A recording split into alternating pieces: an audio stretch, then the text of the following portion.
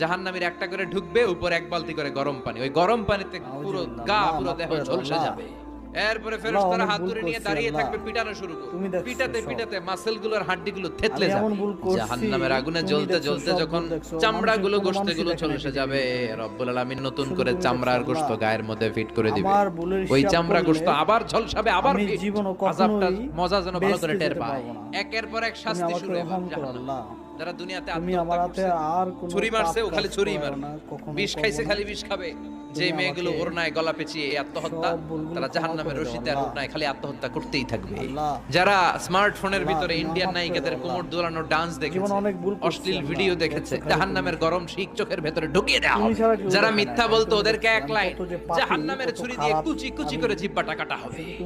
অন্যের জমি মেরে খেয়েছে এরকম ডাকাইত আসরা নাই, সাত জমিনের কাঁধে তুলে দেওয়া হবে। এবার কারে কর গিবত করে চগল খড়ি আছে না নাই?